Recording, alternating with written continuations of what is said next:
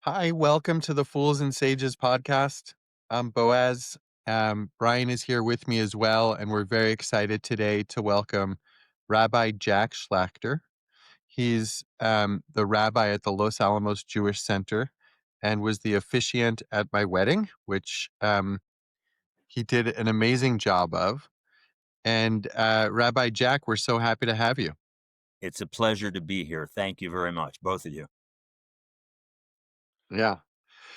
Maybe to get us started, you can give us your background. Your email address is physicsrabbi, and I and probably our listeners would love to hear what that means to you.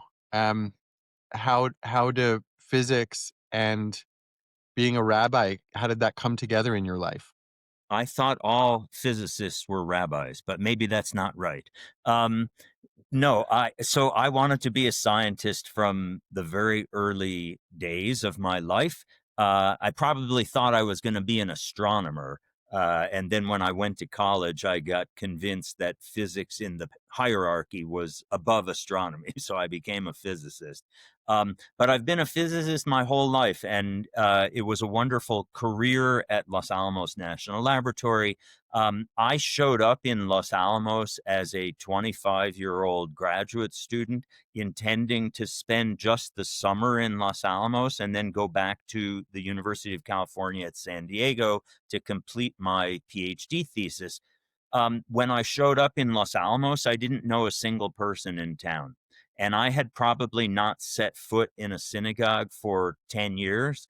And and because I didn't know anybody in town, I thought, well, I could always go to the synagogue. I could probably meet somebody there. And I went to the synagogue, and it was the right stage of my life to re-examine assumptions that I had made. I had dismissed Judaism as being immature, if you will, or really targeted at naive minds. And I think that's because what I had studied was what was taught to me when I was a young person. And so at 25 years old, I kind of rediscovered Judaism in the course of going to the synagogue just to meet some people.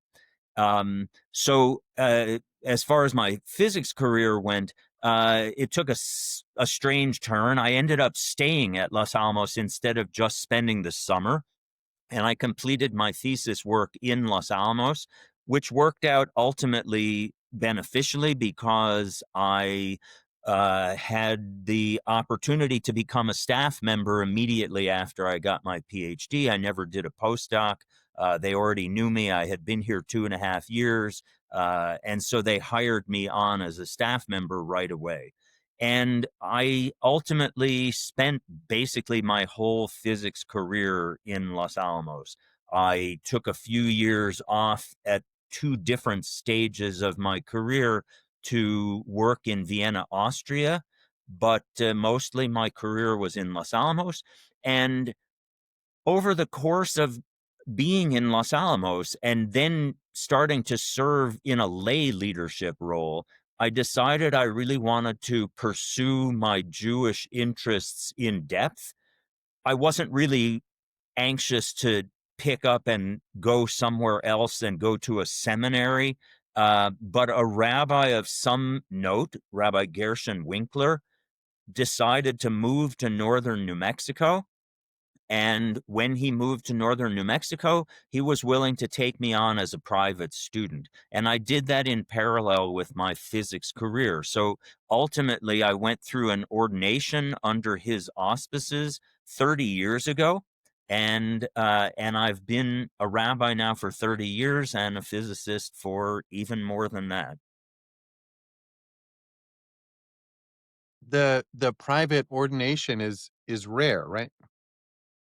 It's certainly not standard. I think now in modern times, most people go to seminaries. It's basically like going to graduate school, and it's a multi-year program with a laid out curriculum.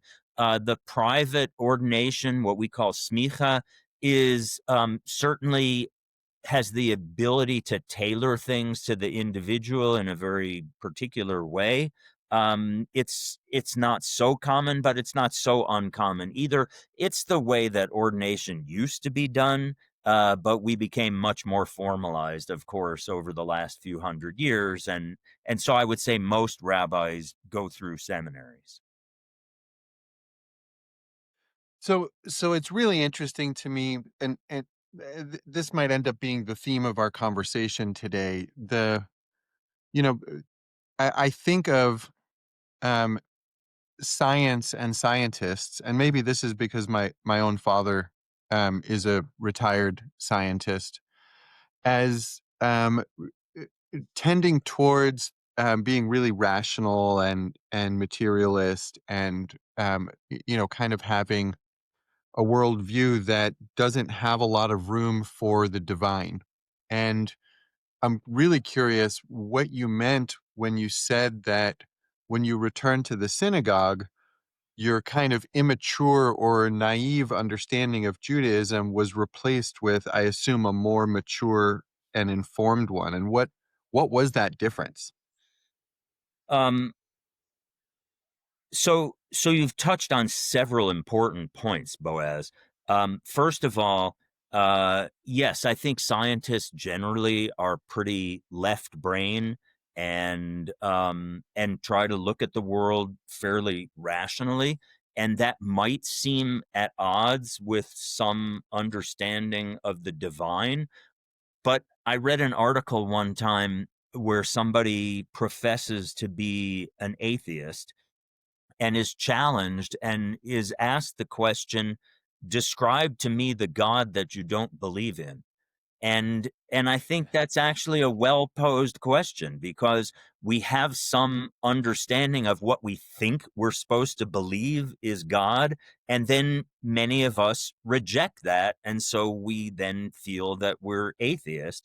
But that's not the only way to view God. And so when somebody is being taught about the concept of God, they're probably fairly young, and you're not going to get into lots of sophisticated nuance, because this is a child. You don't explain, Kabbalah to a 4-year-old. Um, and so I think what I had rejected was maybe appropriately rejected because it was what was taught to me when I was a child, with a child's ability to form an understanding of the world. Um, I still approach the world pretty rationally, I would say, as a physicist, and somebody once said, "You're a former physicist, is that right?" And I said, "No, no, no. I'm a retired physicist. One is never a former physicist because it's a way of thinking. It's a way of thinking about the world." And and I think for me, I see beauty in the world of physics. I see beauty in the idea that natural laws seem to apply ubiquitously in an astounding way. And who's to say that that isn't in some sense a manifestation of God? Maybe not the God of an old man with a beard sitting on a throne, or whatever it is that was projected to me when I was a child, but it's, to me, something greater than ourselves. I think that's probably, we use the word God, and we probably all don't mean exactly the same thing, and there's nothing wrong with that.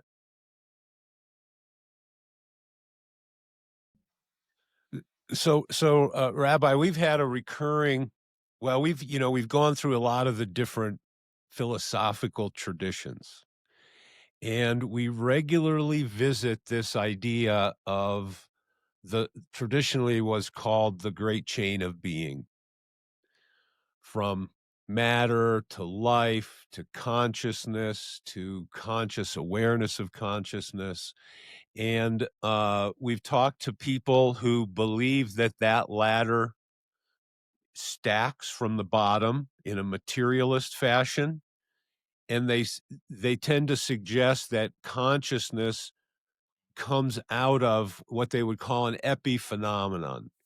Uh, and then there's those that we might call more idealists, who and I guess the more traditional religious metaphysic is that things came down from on high. And, we've referred to Finnegan, who fell off his ladder and woke up, and, all of these things. But there's definitely has been through history these two different camps: consciousness that got built up out of matter, or consciousness that was the whole game, that usually they'll use the word emanation, that trickled down into matter, and that our consciousness is part of that. And then there is, I think, variations that want to put the two together, and the have your cake and eat it too people.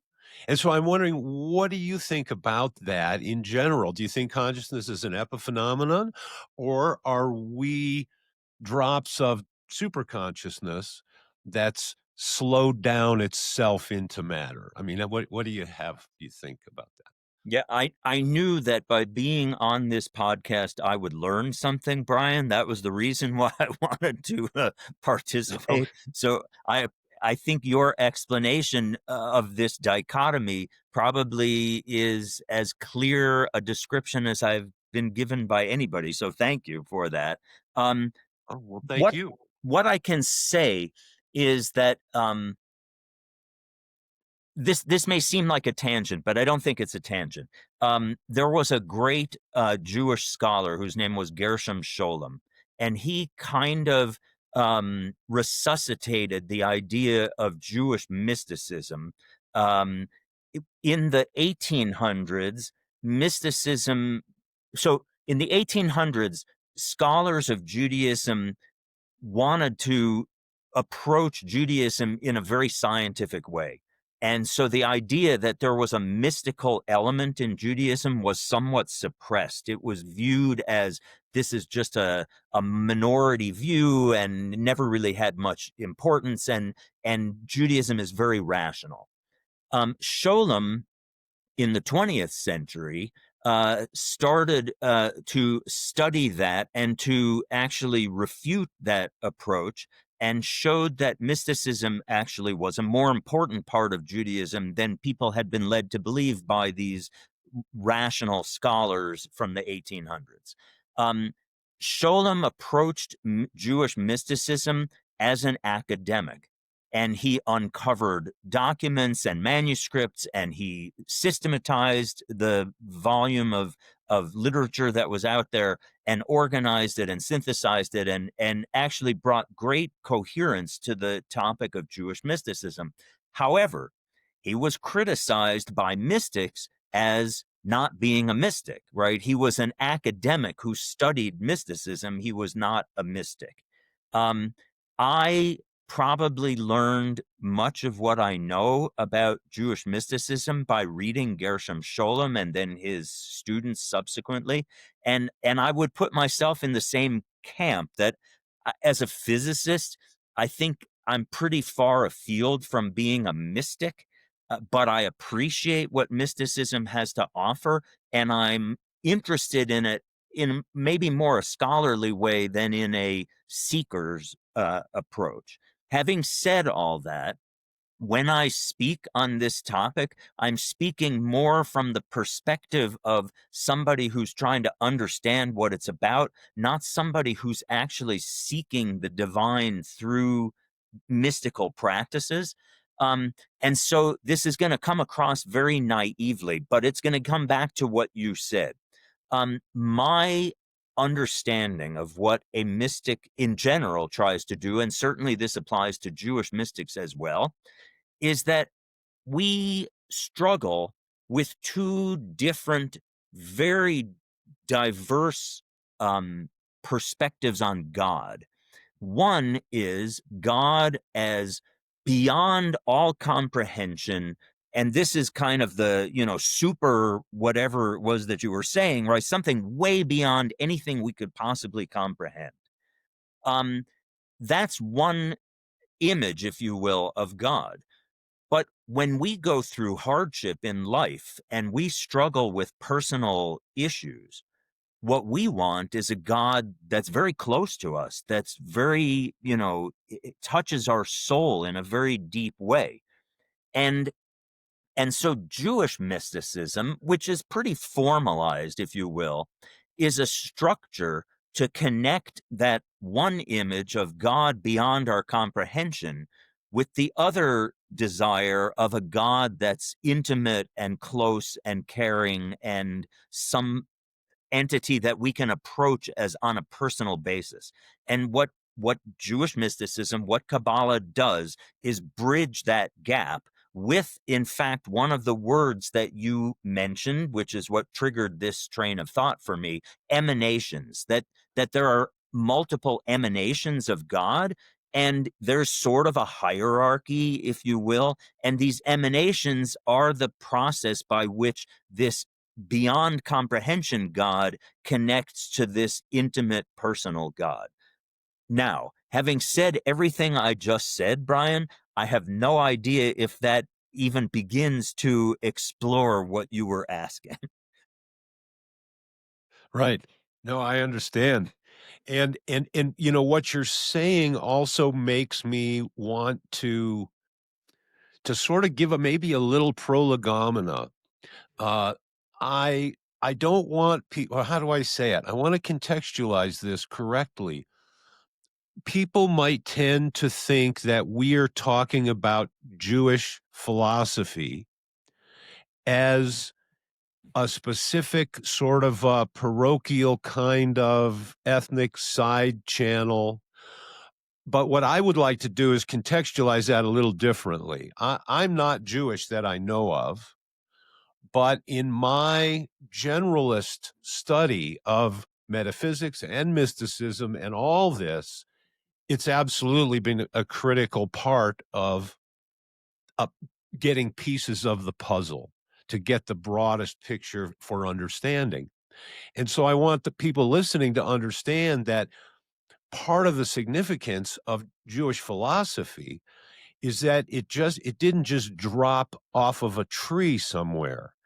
It was actually founded on, I mean, Hebrew is a Canaanite language, so it's got connections to the Phoenicians and to Moabites. It's been influenced by the Akkadian culture and the Sumerian culture, and the Egyptian culture, and later than that, the Greeks and the Persians. And we mentioned in our story, in our episode about Ibn al-Farabi, how in the Muslim world there had been this little renaissance where they kind of collected up all the wisdom, and that's how they got Aristotle, was in that, this vacuum for knowledge. But the corresponding vacuum for knowledge that went on within the Hebrew tradition goes far older and seems to me to be far broader. And so the pictures that it brings, I think, has all those different influences, like the Hebrew traditional idea of the soul, which is much more complex than the typical Christian idea, more akin maybe to the Egyptian or even to the Chinese or some of these traditional things.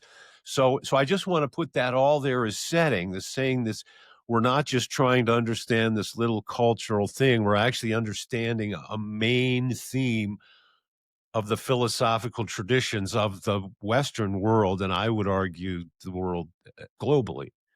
And so, uh, which explains also why we find these influences within Hebrew traditions of Aristotle, like in Maimonides, Maimonides, sure. and yeah, and some of these other things. So anyway, I kind of want to preamble that all by saying this isn't some side alley of philosophy. This actually is a major thread of the mainstream of thought going back, as long as any thought has been given to these topics. Well, So, so once that's not again, really a question. That's no, just no, sort of no. a contextualizing comment, I guess. No, I think so. I am not a philosopher. I'm not even a student of philosophy. I've read some Jewish philosophical works, but you're spot on in saying that Jews have been influenced by the surrounding culture wherever they have been, and so there is Aristotelian Jewish philosophy, and there's Neoplatonic Jewish philosophy, and there's you know all sorts of different approaches in Jewish philosophy that all reflect the surroundings, including the Islamic surroundings. Jews thrived for many centuries in the Islamic world, probably more than they thrived in the Christian world, in what we would call the West. And so Jewish philosophy is clearly influenced by the brilliant philosophers of the surrounding societies. Yet, it's filtered through a Jewish lens. The five books of Moses, the Jewish writings, the rabbinic traditions of the Talmud, these things also shape Jewish philosophy, and so you get an amalgam. You have influence from the surrounding culture, but you also are influenced by traditional Jewish sources, and it creates a kind of a unique set of philosophical principles. One thing that's very important to point out is that it is not a joke to say two Jews, three opinions, because Jews never agree about anything, right? And so I happened to explore one topic not so long ago. I was interested in the topic of free will, and I decided to look at what medieval Jewish philosophers had to say about free will. And it runs the whole gamut, because no two Jews agree about anything. And so you can have Jews who are very strongly deterministic. And you have Jews who are at the other end of the spectrum, who, it would make no sense to have a reward and punishment system if we didn't have free will. And so, yeah, I think one ultimately just resonates with whatever happens to appeal. But you can, if you delve into these sources, you can probably find something that articulates your own feelings. And that's how I've tried to do it. I look and see who has something to say that seems meaningful to me, because I can't shape my own philosophy. That's probably way beyond my abilities. Hmm. Hmm. And I think that's relevant for most people. Uh, I want to go back to something you said earlier, Jack, about there was an effort, I think you said in the 19th century, to make Judaism a more rational practice. Right. And something that's struck me about Judaism is the amount of secular um, secularism or secularity amongst Jews who are maintaining traditions or Jewish culture, as they put it, but not so much participating in religion. And I think that's against a background of a movement away from religion in general in Western civilization. And it seems maybe now a turning back to it. I think I saw recently some statistics that Gen Z was showing up in churches and synagogues more than the prior generations had been. And so I think my question is kind of, uh, or there are a couple of questions in there. One is about what was the impact, do you think, of the emphasis on rationality, and was that bad for Judaism? And what do you think the role of religion is um, in society? Why is it important? You guys ask tough questions. So no, I think you're both probably deeper thinkers on most of this stuff than I am. Um, when so up until sort of the French Revolution, the Emancipation era, that towards the end of the 18th century, Jews were pretty ghettoized. And though they interacted with the society around them, they were not considered part of that society. They were pretty isolated. And when the ghetto walls metaphorically and probably physically as well, started to fall, you had this rise in wanting to integrate, and integration probably is synonymous with this rational approach to Judaism. You don't want to be looking like you're from the Middle Ages if you're trying to be part of the modern world. And it has its good points and its bad points, no question about it. Here we are, I'm dressed. You wouldn't know from my attire that I'm Jewish necessarily. Um, and so we blend into our society today in a way that really wasn't possible before emancipation. Um, and I think that has some good features. We have opportunities that we couldn't have had otherwise. Something is lost in the process. I think you are right that as you try to rationalize everything, and maybe it helps to do an example, and I apologize if this seems too narrow, but I think it can work. Let's talk about the laws of what we call kashrut. What is kosher food? So Jews used to eat, differently from their neighbors. They had different restrictions on what they could eat, what animals they could eat, how they could be prepared, and all that. The walls of the ghetto break down, and now, they're trying to interact with their neighbors.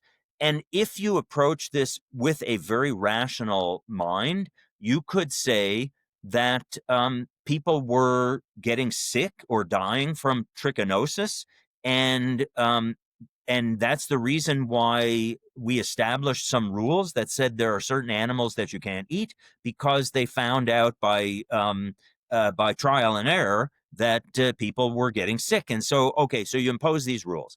Now, because we live in the modern world and because we have modern hygiene and techniques, we can eliminate trichinosis, and therefore we can throw out all those rules.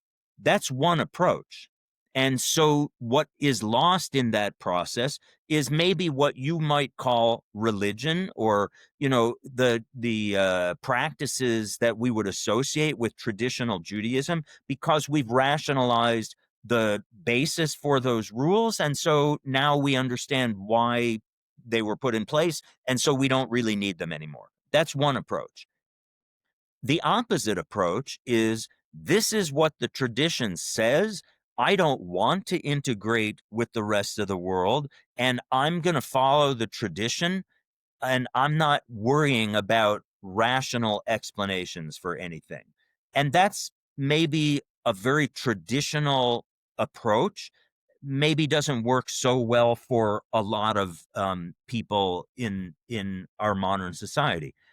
My middle of the road approach on most things, and I say it applies in this case too, is I don't know what the reason that this rule was put in place, but can I come up with an explanation that is meaningful to me, that allows me to continue to adopt the traditions of Judaism, but cast them in a more meaningful light for myself? And how do I do that with this particular example? Judaism teaches me that human life is an extremely high value, that we place incredible value on human life. We would not want to take human life without great thought and care. In order to emphasize that human life has such great value, we go a step away from that and we say animal life also has great value. Does that mean that we can't eat animals? No. But it means that we want to put a bunch of roadblocks in the way so that every time we eat an animal, we are reminded that an animal had to give up its life so that we could be eating this food. And so we restrict which animals, how the animal is killed, how the animal is prepared. We put all these restrictions in place as a reminder that life in general, human life, is a huge value, and that we don't want to get on the slippery slope of treating life willy-nilly. So there's a way to embrace the tradition, but to recast it in a way that is meaningful in today's Jewish context, if you will. I don't know if that touches on where you were heading, Boaz, but for me, it sort of says that you don't have to just follow stuff without asking questions, but you also don't have to throw it out because you say we can rationalize this. So the best approach, though it's the most intellectually challenging approach, but to me it's the most rewarding approach, is to give modern meaning to ancient traditions. See, I've done a lot of similar things where I want to try to understand what this ancient tradition understands. And my only tweak to your system would be I've actually got to give them the benefit of the doubt, and I have to actually maybe take on some of those suppositions for a while to try it, to run my lab experiment. So then I have a first person a view of it. For example, I teach Tai Chi Chuan, I've done Kung Fu, and they like to talk about Qi.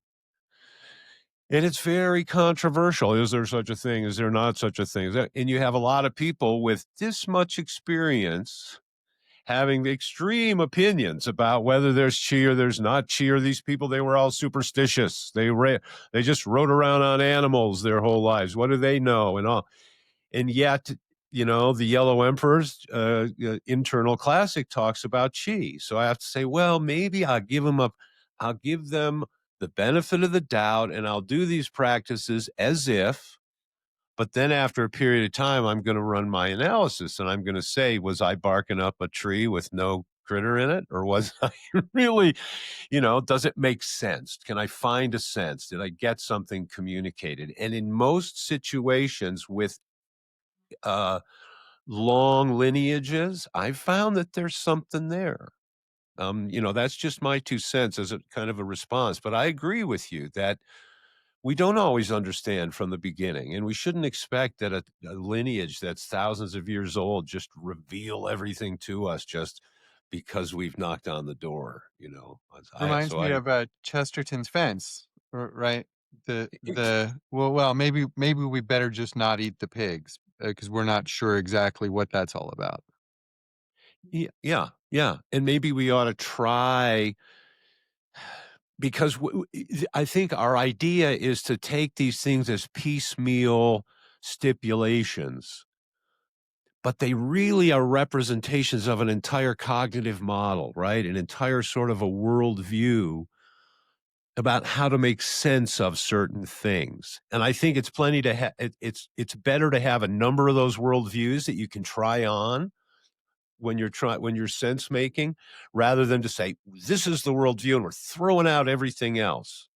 But that's sort of my multi-model penchant. So it's my understanding that Jews received the nickname "the people of the book" from the Muslims. That we were called the people of the book, not because we self-defined ourselves, but that was what the Muslims referred to the Jewish people as. And I think there's actually some truth to it. I think the Jews are people of the book. Sadly, many modern Jews are what I call people of the closed book. It's not a book that they've opened. It's not a book that they've explored. I happen to think there's great value in the text traditions of Judaism, and I'm a bookophile anyway. So, I like the fact that we've got multiple texts to look at.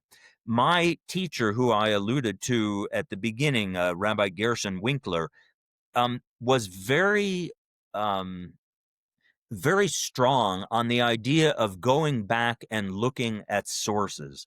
And what he used to teach me is that if you go back to early sources, they sometimes are more liberal than you might expect, and that over time things become more and more rigid, and that you get to a period as kind of a reaction to maybe liberal societies where you have what Rabbi Winkler used to call the rabbi who says no.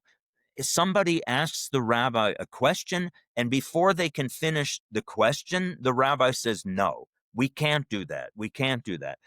It's very easy to be the rabbi who says no, and you can find texts that will support that. And as time goes on, sometimes things become more and more and more rigid. If you go back to early sources, you will sometimes find that actually wasn't so cut and dried in the old days. I wanted to go back to something that you said, Brian, because you triggered an interesting thought for me. This idea of trying something out instead of just rejecting it. I see that that can work in a lot of cases, and I think that's a very interesting approach. I happen to be, I think, fairly strongly egalitarian. And and traditional Judaism has a very clear separation of roles between men and women.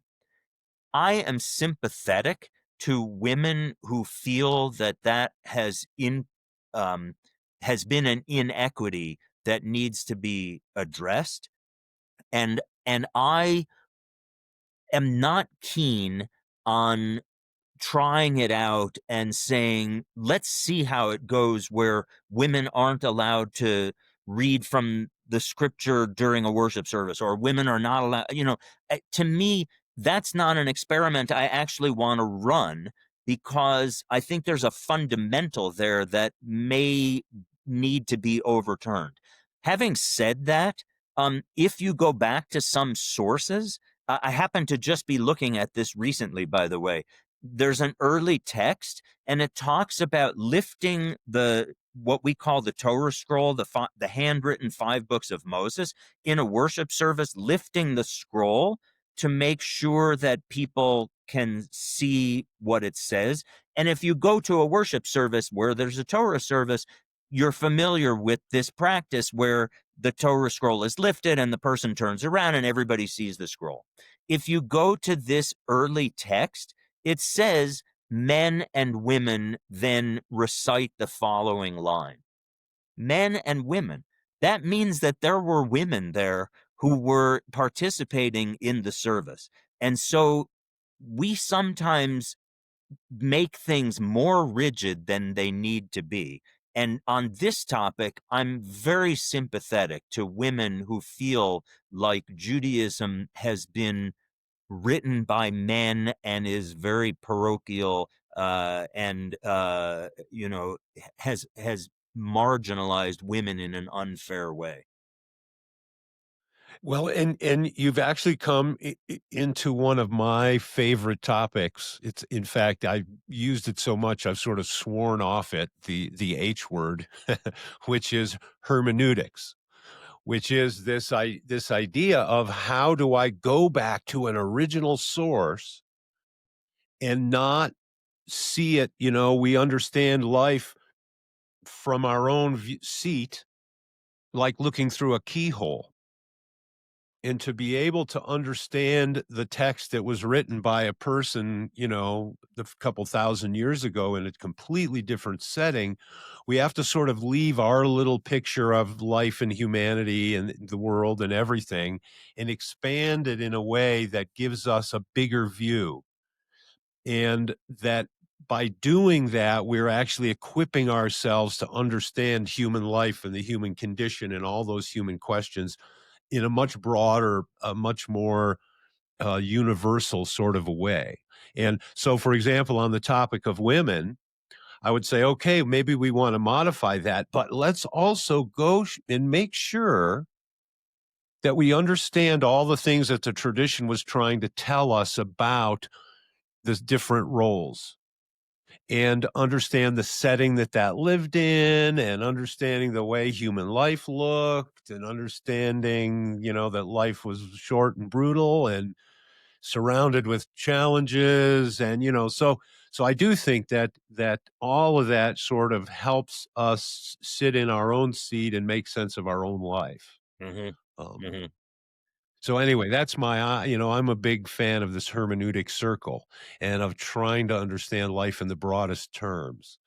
And it seems to me that having this rapport, and I think that's also and I think we talked about this with Stephen Nadler, Boaz, also, this idea of sort of being in dialogue with these old texts or these old questions or these old worldviews, even though we're living a modern life, that somehow the timeless aspects of being human are they haven't changed, and there is these do become a touchstone in some sense.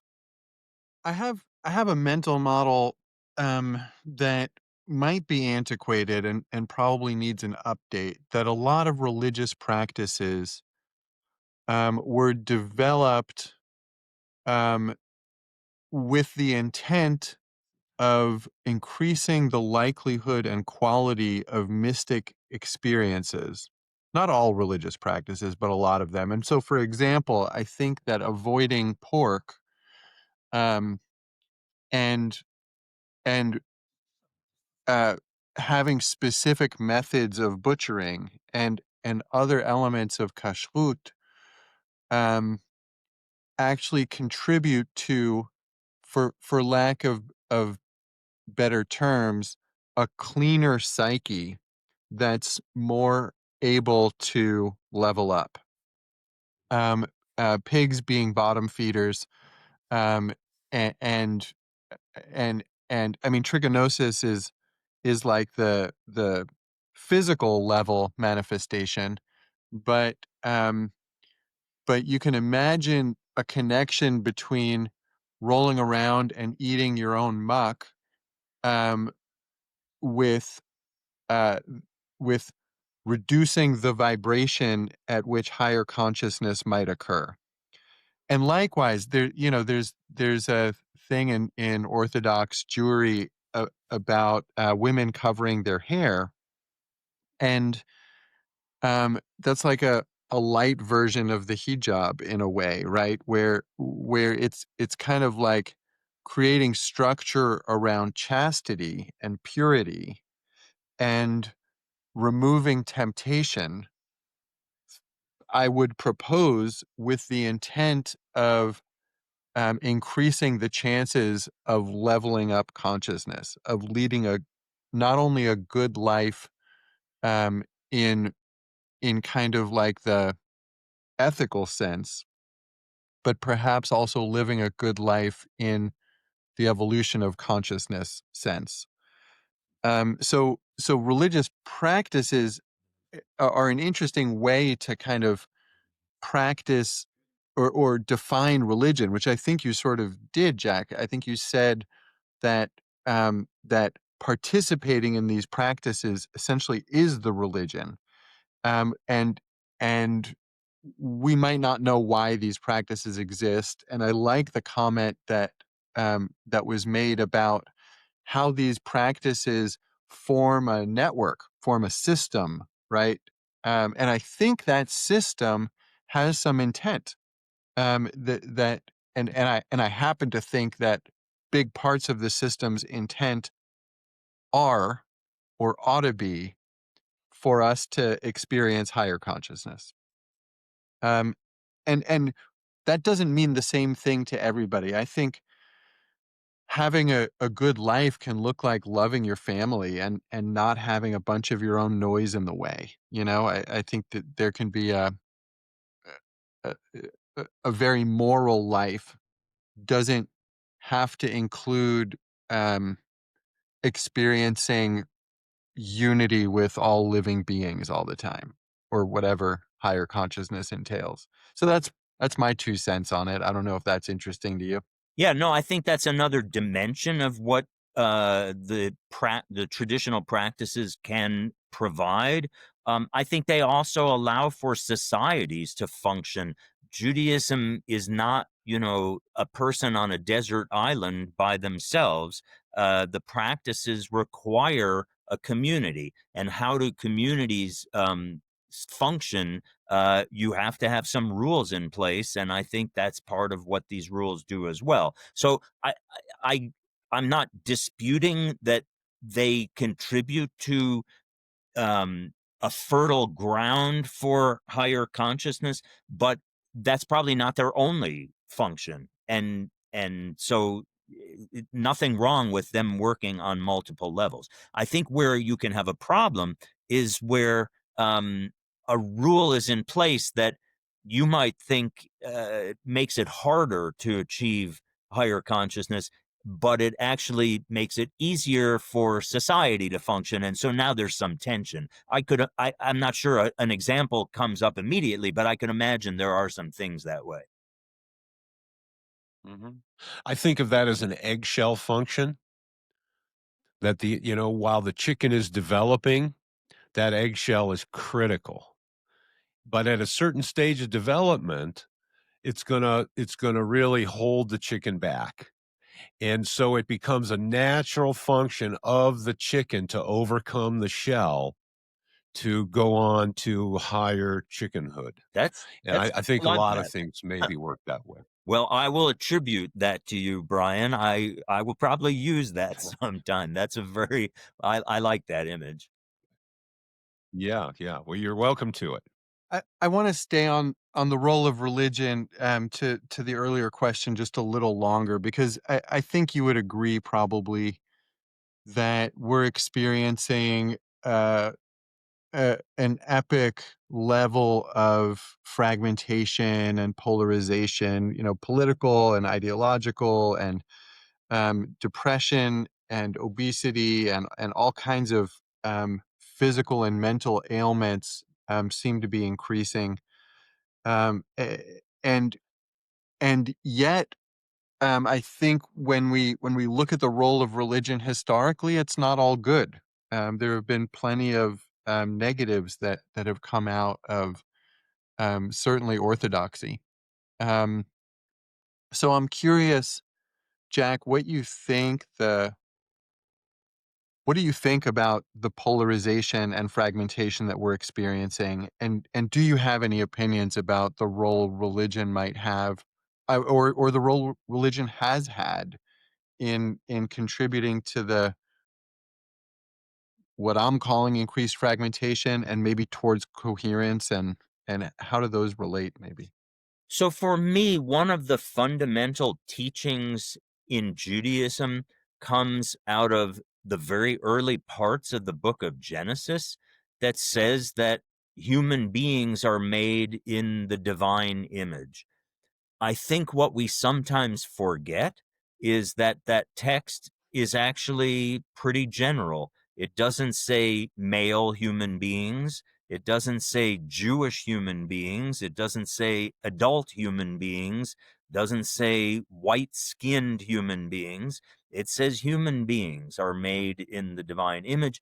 And we have this creation story where everybody is the descendant of a common ancestor, meaning we're all related to each other.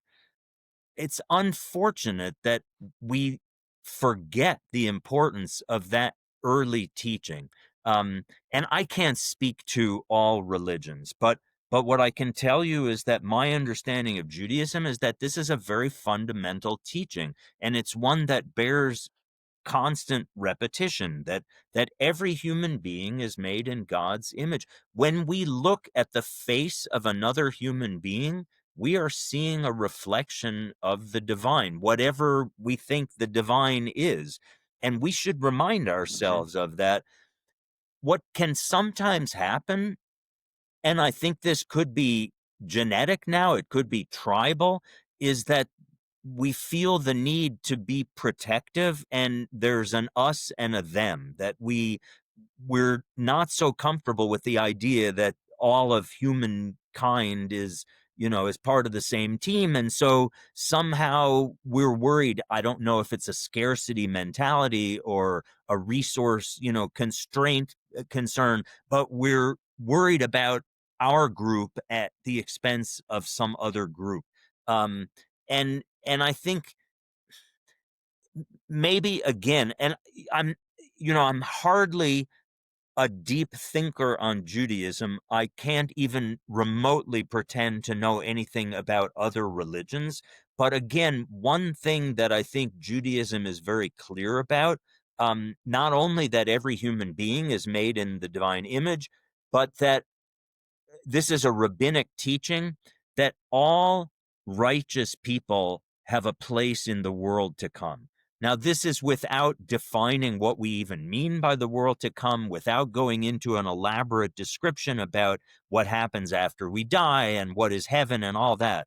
But the idea that you don't have to be Jewish to be a good person is built into Judaism.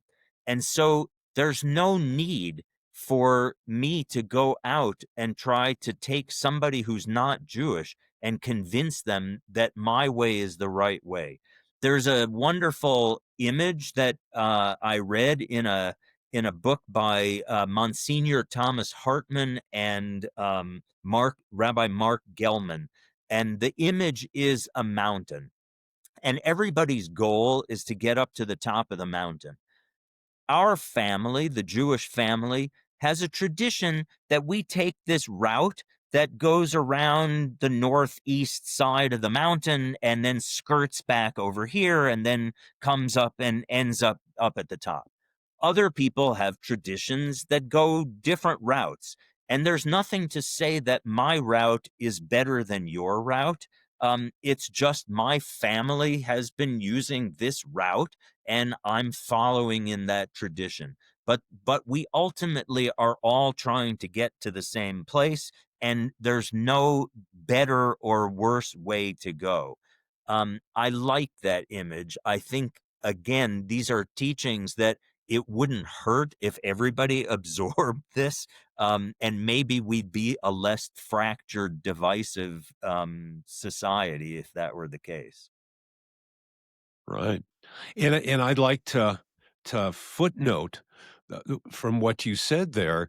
I'm not an expert on Maimonides, but I really like the little bit that I've gotten my hands on.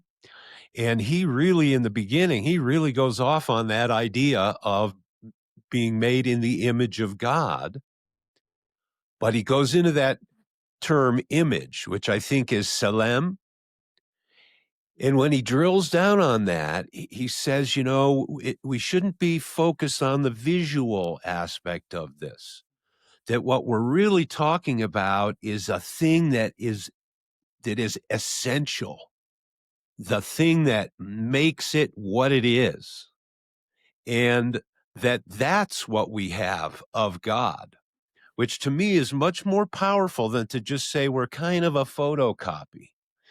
It's actually this idea and this is a way backing into which I wanted to ask you about what is consciousness, and because it does sit in that place that causes the mind body problem. And as as a scientist and as a rabbi, I feel like you probably have a foot on both of those icebergs. But and this is maybe connected with determinism. Do you think of what I'm interested in what you think about that. But uh now I'm hearing people saying that, well, quantum realities are entangled with what consciousness is, and this idea of free will, and that plasma fields are self-organizing, and that's showing us consciousness. And so anyway, all of that, what do you think? Um, I think we are given a gift to have self-awareness and to have an awareness of the world around us. I'm certainly, I mean, I'll maybe put consciousness on my list of future topics that I want to explore, but I haven't really looked into that so much yet. What I can tell you is that I resonate with Maimonides as well. I sometimes joke that he lived in a society where It made sense from his rational approach to be a physician. But if he had lived in the 21st century, he would have been a physicist, because that's what would have resonated with him. It's just joking, but I think I feel like I understand a little bit about where he's coming from, because he seems to put great emphasis on a rational approach. Um, he felt that thought, just human thought, is maybe what we mean by the divine image, and that what is it that we strive for? It's to connect with the ultimate thought, if you will, with a capital T, which is God. And for him, that was like pure thought was his image of what God is all about. Um, and so when we are aware of our thinking and our thinking processes, that consciousness is what's bringing us closer to pure thought, which is his idea of God. I don't know if that at all dovetails with what you were trying to say, Brian, but that's certainly what I'm reminded of. I I think it totally does, and it reminds me of the many faces of God and many names of God, because that sounds like the facet that you're describing there, Jack, would I think meet that criteria, that by being self-aware, that implies a reflection of consciousness back on itself, and made in God's image, has a really similar sense to it. I'll be honest, that's always been a really mysterious line to me, because I don't, like you, I don't subscribe to the idea that God is that looks like a human being and maybe has a beard and sits on the throne. And so I didn't understand what image um, could mean in that context, and I knew it was more than that. And I like the idea of replacing the word image with essence, because that means something completely different to me as well. That if we consider God to be something like the creative force, then then through capacities like self-awareness and will and things like that, we also have the potential to be a creative force, a gift, as you said. So I find that interesting. Maybe let me. I don't know if you relate to the idea of many faces of God, or many names of God, and what that means to you, and maybe how it connects to this question. Yeah, I think that is a very powerful statement about the many faces of God, and um, that it gives individuality to this approach to the divine, right? That the way I might see God is going to be different than the way you might see God. It's as if, God is in the center and we're all looking from our own perspective. And so we see something slightly different. We see what is, from along the path that we've gone.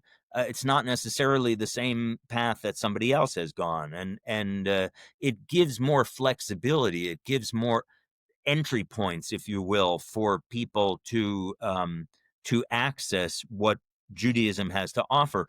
It's the reason why many people reject Judaism when they get older, because they were given only one view of what God is. I remember taking a class from a rabbi many years ago, 35 years ago, before I was ordained. And he said that most teachers in a religious school classroom, let's say a Jewish Sunday school, they're so uncomfortable themselves with talking about God that they just don't know what to do with a classroom full of kids. And so they transmit this, lack of clarity about God, and then you end up with a generation of people who are struggling. And I get it. I mean, I think uh, my emphasis for my rabbinic career has been on teaching adult Jews what Judaism is all about, because teaching kids, I think, is not where I want to spend my hours. I would rather teach adults, and adults can then teach their own kids better than I can. They know their kids better than I do. But if the adults are uncomfortable, it's almost never going to get there. Right. Mhm. Brian, I'm guessing that you'd like to go back to determinism. I don't think we ended up mining that. And Jack, you said that you've done some research on medieval philosophers' take on free will. We've had a few guests, and including philosophy professors, give us their take on it. And as could be expected, we've heard that free will simply doesn't exist. We've heard that free will is a not only exists, but it's really important that it exists. And then we've heard some kind of compatibilist ideas, or kind of middle of the road ideas that kind of break free will down in semantic ways that allow us to see kind of different facets of what we even mean by free will.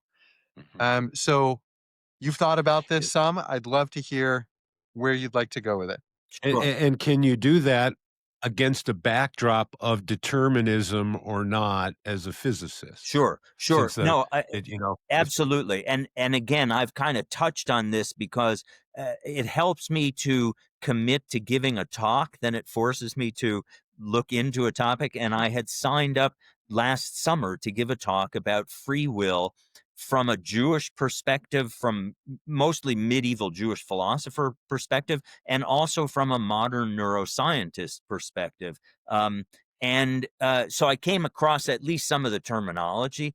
I was amused. You reminded me, Boaz. There are what are called hard determinists, where everything is just rigidly, preordained. But there's also something called soft determinism, I learned, and that's maybe that middle ground that you were talking about, of people who waffle a little bit on that, and then you have people where it's all free will. um so let me start with the Jewish approach.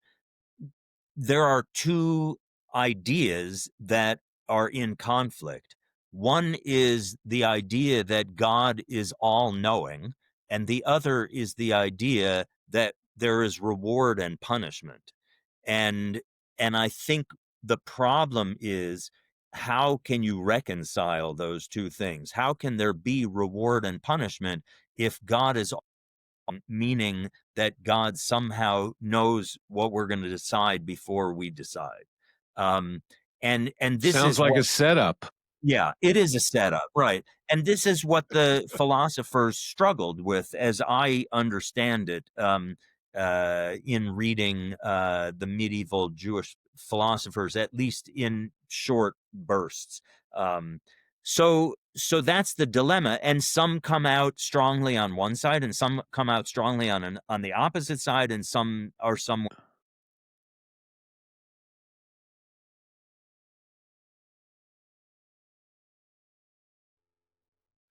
So we had some technical difficulties. Rabbi, you've relocated, and now we're going to try to return to the conversation on free will. And Brian had just asked you about, from a physicist standpoint, what is your perspective on free will with determinism as a backdrop? Yeah. So And so and yeah, there's the expert on this. Um, so physicists look for universal laws, for things that follow certain prescriptions, if you will, and neuroscientists narrow that down to trying to understand how the brain works, for example. But my read on neuroscience and modern neuroscientist perspective on free will is that there are several modern neuroscientists who say that there is no free will, that neurons can't just fire on their own, that they are triggered by another neuron, and that there's a whole sequence, and they find it incompatible that we would think that we have free will when our behaviors are determined by neuronal firing. Um, there are neuroscientists who disagree with that as well. But there was a set of experiments, as I understand it, that were conducted starting in the early 1980s by a Jewish neuroscientist whose name was Benjamin Libet, and they had to do with detecting neuronal activity. When did that detection show that there was some process that was begun? And when did we think that we made a decision to do something? And the conclusion of those experiments, and they're simplistic experiments in the sense that the decision that the person is making is whether or not to push a button. It's not some, hugely consequential decision. It's a decision of when to push a button. And we think that we made the decision to push the button before we actually push the button, but we also think that we made the decision to push the button. And from the detections that are made, there was neuronal activity that preceded when we thought we made the decision. And so this is what led to the whole idea that maybe we don't have free will. The individual who did those first experiments, Benjamin Libet, he actually did not want to reject free will. And he came up with what I thought was a cute phrase, which is free won't. So the idea with free won't is that a series of neurons have been triggered that would lead to a consequence of pushing a button, for example, but that we have the ability to halt that process and interrupt it. And so that actually we have, free won't, that we can make a decision not to follow some prescribed pattern. That was his idea. Um, Yeah. and again, I'm not I an expert on this, nor am I an expert on all sorts of other things. But I thought it was interesting that not only are modern neuroscientists kind of hedging on this whole topic of free will, but if you go into medieval Jewish philosophy, there's a lot of hedging on the idea of free will as well, largely because it's hard to reconcile this idea that there would be reward and punishment if everything's been predetermined. That just doesn't seem fair. That somehow is really, would really bother us. And then what is the whole purpose of repentance and as you well know, Boaz, a whole holiday devoted to trying to change our behavior? If we can't actually do that, what is the point of all this? Um, Having said all that, um, I would say that one great value in my having explored this, for me personally, is that at least for a little while after I read about neuroscientists believing that we really don't make decisions, even though we think we do, is that I started to cut people a little more slack than I used to. If somebody did something that I thought was kind of annoying, instead of getting mad at them, I would try to tell myself they really didn't have a choice. I mean, this is what they were sort of programmed to do. Leave them alone, or don't get angry about it, or whatever. I don't know how long that Just a lasted. human-shaped billiard ball. Yeah, exactly. And so, I gave the talk in July or something, and it's probably mostly worn off now, but at least for a while, I was trying to look at people's behavior and be a little more tolerant than I think I normally am. It, yeah. So, I mean, I think that experiment. it's interesting. The criticism of the experiment and coming up with the term free won't is a great demonstration of um, a broader view of free will than the experiment assumed. And likewise is, well, the experiment implies that we thought we made a decision at the time we made a decision, and there's no reason to assume that would be the case either. Um, so so um, and there's I think room, and this is not in the middle ground. There's room for we automate a lot of decisions where we're not exercising free will, right? And not just decisions, but our perception of the world. We walk past the same mailbox every day. We just stop seeing it altogether. Does that mean we choose to stop seeing it? No. It's just like there, there's an automation that we have to do because the sheer number of signals that we're exposed to is um, impossible to process. But I like the model that we choose which signals we're going to process based on the narratives that we relate to, and we can update those narratives, and that causes us to process different signals or to process them in different ways. So that's not even interfering in the automation problem, but is just saying that by updating our mental models, we have different experiences, and we choose to update our mental models, or at least I think we do. Um, so yeah, interesting, Brian. I didn't know if you wanted to respond to any of that. My response to that always is I personally think that determinism is a religion. I don't think there's any science to it at all.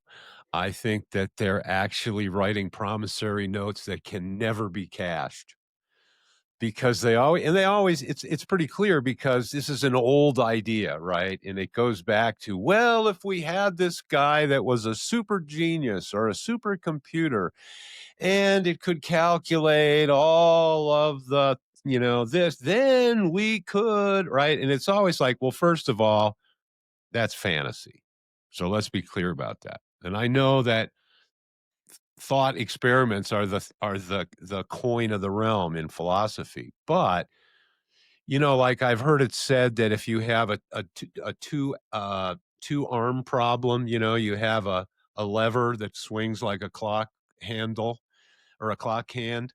And then if at the end of it you attach another arm that can swing and you let those kind of go, that it's not calculatable.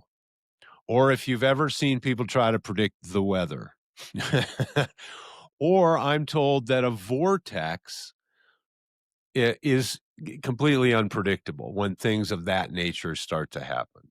So what it seems to me is that humans, and I think there's other evidence, humans don't handle big numbers.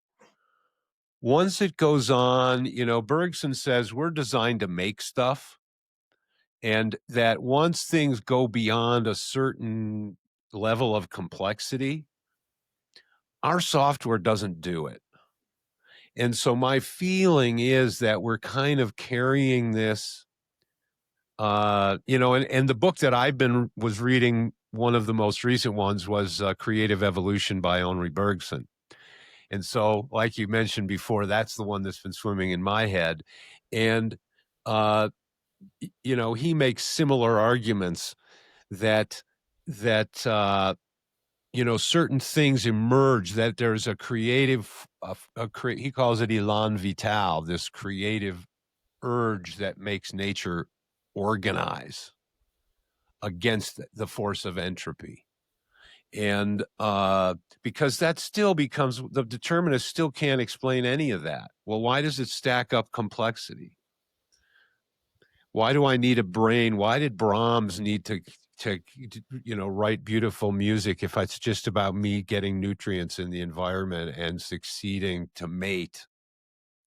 Seems like a pretty religious argument. It Mhm. doesn't seem scientific to me. I don't know. Let me go Um, back just briefly to what Boaz mentioned.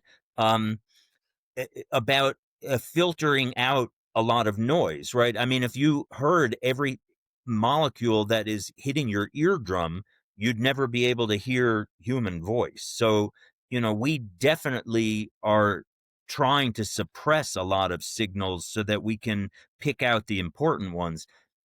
Not unrelated to that, the neuroscientists who have held on to some idea of free will, their criticism of the Libet experiments is that the decision about when to push a button is an inconsequential decision. It's not one that we really care about. And so, what's the difference whether it's ballistic or not? The decision about who should we marry or should we quit our job and take another job, these are big decisions. And that with those big decisions, we do have some choice, that it's not all pre-programmed. And so, we've filtered again so that we're not trying to make every decision that we're faced with. A lot of it is determined, but the big ones, the important ones, those we put our cycles into. And that's kind of how the neuroscientists who've hung on to free will get around the Libet experiments. which makes sense. Because clearly we've autopiloted a lot of things. Yeah. And the other argument that I would make that I think dovetails into that is that we shouldn't expect everyone to be exhibiting the same degree of free will. Interesting. Um, and I'm interested in your if there's a Talmudic view of this, because from Aristotle, from Confucius, there's been this idea that you do kind of have to go through a moral development, that to live the good life, to be the highest level of what it is to be a human, you need to actually work on yourself a little bit and work some stuff out and actually attain your potential somehow. I mean, I So, feel like my intuition is that there's something there harmonious to that. so interestingly, you've alluded on multiplications now to Maimonides. Maimonides wrote many things, but there are two very important works that he wrote that were targeted at very different audiences. He wrote, he took the Talmud, which is this vast collection of rabbinic discussions and arguments, and they come to conclusions, but after a long drawn out process. Are we supposed to do this or are we supposed to do that? And all the arguments are brought on both sides, and then eventually there's an answer.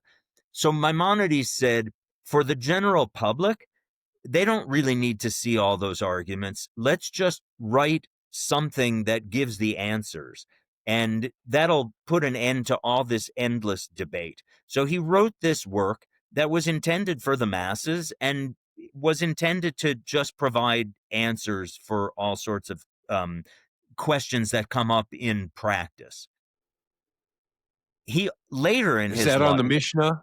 that's Is that it. what they Well, say is it's on the actually Mishnah? called the Mishnah Torah, but it was Mm. kind of taking the Talmud and filtering out only the answers and throwing away all the arguments. And he actually thought that this would bring an end to all the commentaries, and yet there are like hundreds of commentaries on the Mishnah Torah. So he didn't appreciate fully how much Jews like to argue. But later in his life, he wrote a philosophical work called The Guide for the The Perplexed. guide.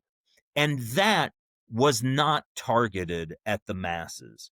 And he really felt like this is going to, at least my understanding is, this is a little bit written in code.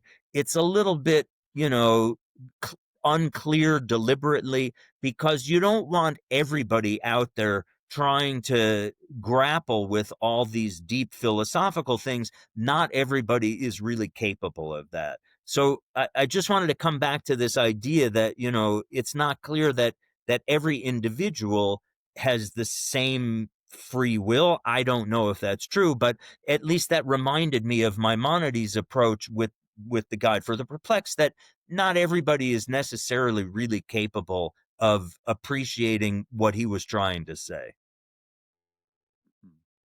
Mhm.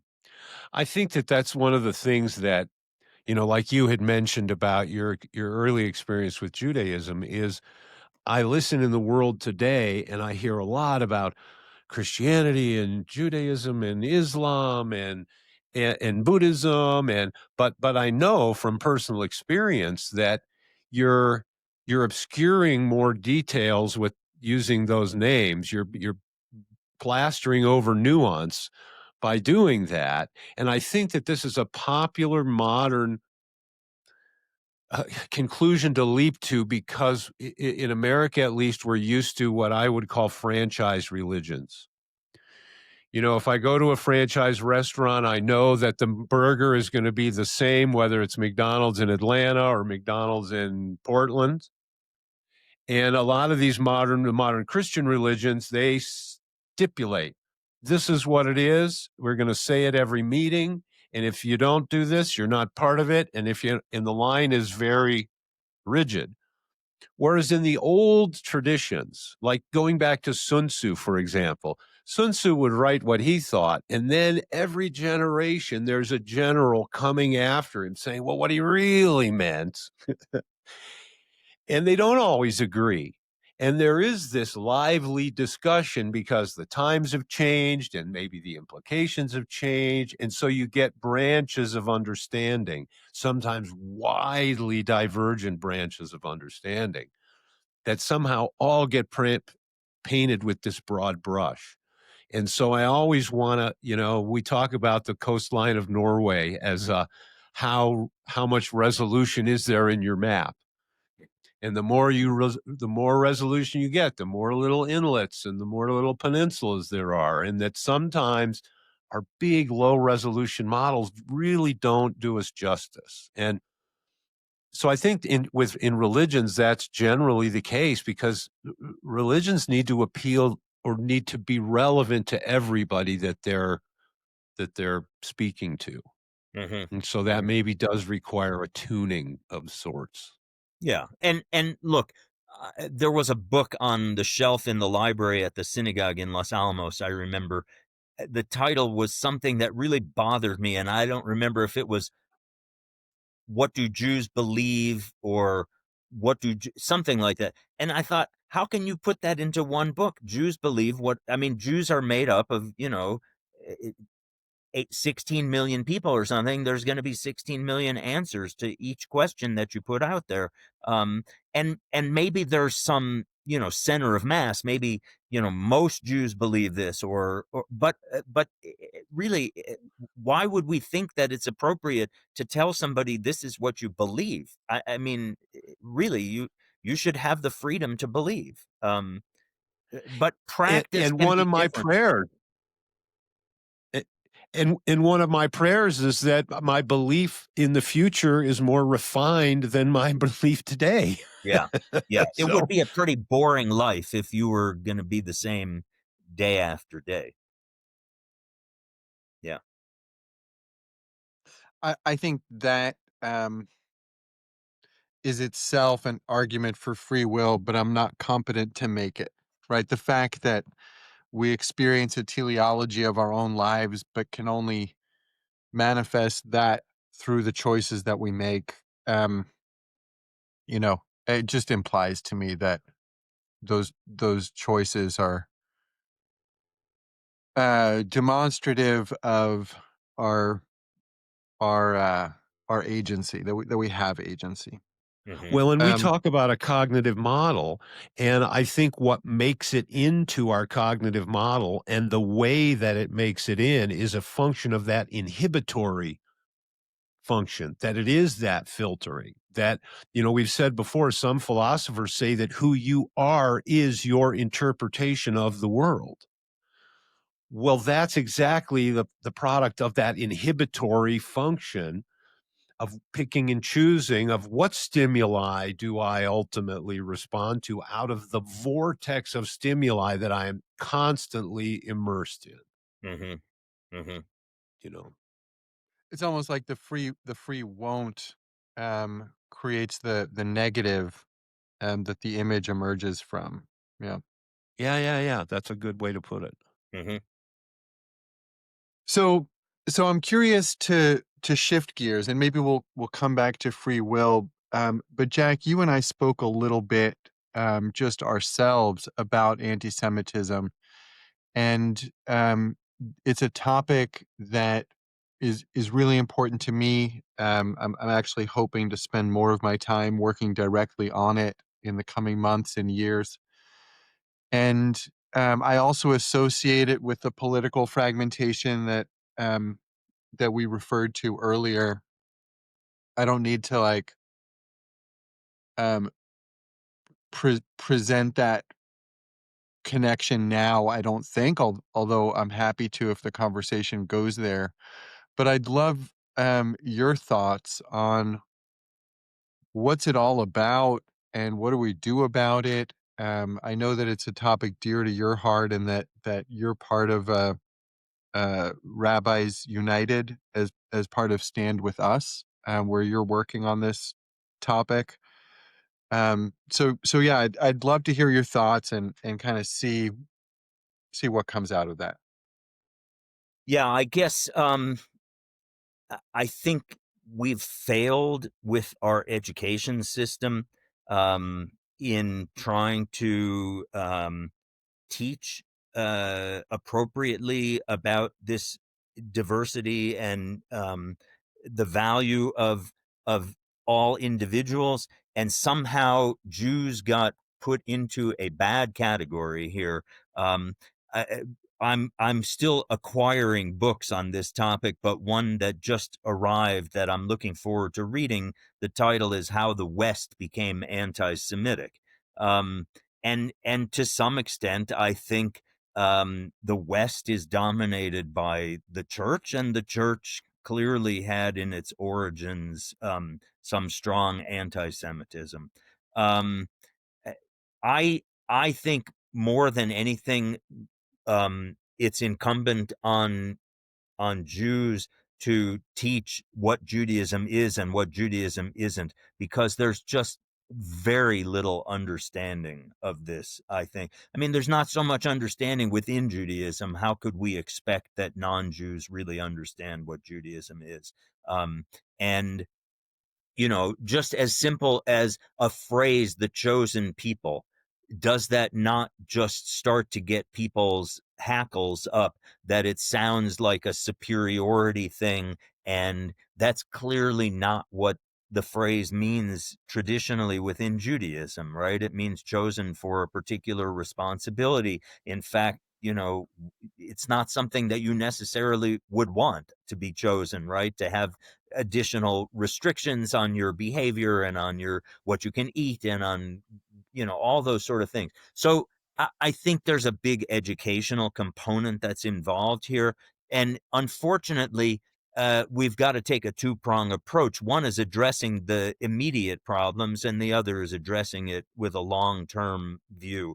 You can't go into the elementary schools and improve the teaching on this topic and expect to see change immediately. So you have to take a two-prong approach.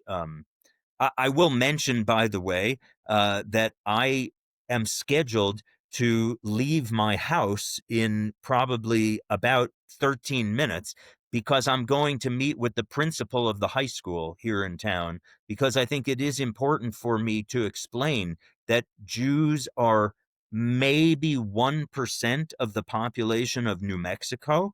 Um, and so there could well be classes where there are no Jews at all. And yet those individuals are feeling very targeted right now with what they see in the news, and even with sadly, some incidents locally.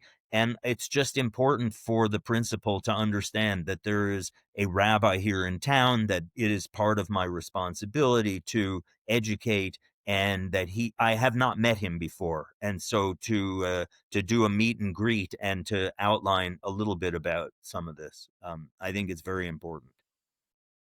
There's a long and interesting history of Jews in New Mexico, which has There got a is, lot of but it's small. fascinating But the chapters. numbers are small. The numbers are small. Mhm.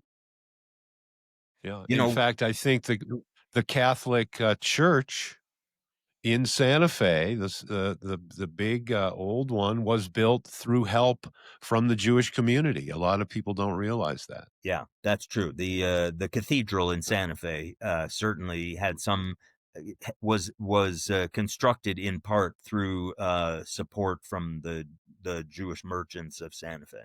That's right. So, Mhm. yeah, I mean, it's an important history. It's also, like I say, at most, I think Jews are 1% of the population of New Mexico. And what that means is that an individual Jewish student in the high school is going to feel pretty isolated and pretty hanging out there on his or her own self. And that's not a comfortable situation for people. No, it brings up the tension we talked about earlier in the conversation about kind of the double-edged sword of assimilation. And I can tell you, I don't know if you experienced this also, Jack, but I felt a lot of pressure to assimilate when I was in school and in high school um i- and it's taken me a while to come back to figuring out that Judaism is important to me, and I'm still honestly making sense of what it looks like in my life. Um, and yeah, the sense of isolation um, is exacerbated by what we see in the media and by direct experience. It sounds like you're kind of proposing that the root of anti-Semitism that we're experiencing in the West comes from the origins of the Christian um, religion, and I don't know much about that. I guess I don't know what you really mean by that. I feel like I should go read some books and come back and ask you more questions. Yeah. Well, so certainly, the deicide um, uh, concept, and that it's the Jews who killed Jesus, it permeated a lot of Western society, and we've gotten somewhat away from that, but it's hard to make a shift. I can recommend a book called Constantine's Sword, which Mhm. I thought articulates from a Christian's writing perspective the pervasiveness of anti-Semitism in the church. Um, yeah, look, almost every day another book comes out about anti-Semitism because it is such a hot topic right now, and there is no simple explanation, and there's no simple solution either. No. I was just going to say, it seems like when we get into highly charged times, and I do think that through history there seems to be these ebb and flows of intensity that I've only half joked before about evil rhetoricians, and that evil rhetoricians ply on our weaknesses as humans, and the most effective one is fear. Hmm. So what I see is people taking advantage of the leverage of fear, which has always seemed to me to play a role in anti-Semitism, and in generalizing, in a role in any othering. Fear is the gas in the tank of othering. Yeah. Um, and it could be that we have a tribal instinct that when we're in a fear mode, we want to circle the wagons. And so then otherness maybe even takes on more psychic leverage on us. And I think that the educational nugget there, which we try to point to, is the fact that it is rhetorical manipulation whenever. See, I'm a martial artist. So I have a light on my dashboard. When somebody tries to motivate me by fear, that red light starts flashing on my dashboard or on my meter, as we've said. And so I immediately start to stiffen up and develop resistance against anything that tries to motivate me with fear. And that, I think, is a natural response that a martial artist develops. But I see that most people don't have that. Hmm. And so they become very susceptible to fear. And it's either fear or desire. Usually, if the whip doesn't get them, the carrot will, you know. Hmm. And so, I mean, I'm not saying there's any solution there, but I guess maybe I'm saying that the solution to everything is more enlightenment, more education is what you're saying, Yeah. right? I mean, we got to Yeah. more awareness of awareness, conscious of consciousness. If somebody's playing you with fear or wanting to suck you into othering someone that you have no personal experience of, an adult, mature human needs to see that for what it is. And I just see ranks and files that they get a psychological thrill from the membership or the inclusion in the psychological contagion, sharing the fear. I saw that during COVID. So Hmm. what a bizarre psychological dynamic to get. I mean, I understand people go to horror movies because the fear stimulates them somehow.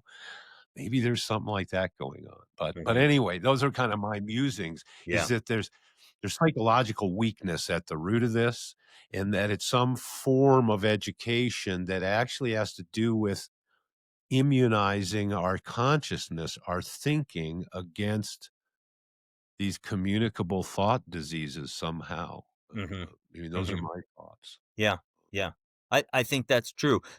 I think another book that I can recommend is called Anti-Judaism by I think it's David Nierenberg, and it's like Jews become the catch-all for whatever it is that becomes problematic, or that whatever your fear is. And so if you're a capitalist, then your fear might be communism. So Jews are communists, right? If you're a communist, then your fear is capitalism. So Jews are capitalists. And it just becomes the catchphrase for whatever it is that is not you, that you are trying to fight or are afraid of or whatever. I think that's kind of the thesis of his book. Yeah, and in Africa, that happens with the Tutsis and the Hutus. Uh-huh. And, I think it happened with the Hatfields and the McCoys. Yeah. I think there is this coming up from this long history of a kind of a tribalism where members that aren't seen as part of your tribe, they're not exactly entirely human. Right. Right. And, And it comes and we back kind of to right. It comes back to what I said about how difficult it is to absorb that early teaching from the book of Genesis, that every human being is made in God's image. That's just not so easy to swallow. Yep, yep, that's it. Mm. Rabbi Jack, I heard you say that you're on your way out the door. So Correct. maybe this is a place for us to pause. If I'll leave it with Brian and then you for a last word, and then I'll stop the recording. And don't hang up because you're going to have to upload. So even if you have to leave the house, leave the browser open. Got it. And in autopilot.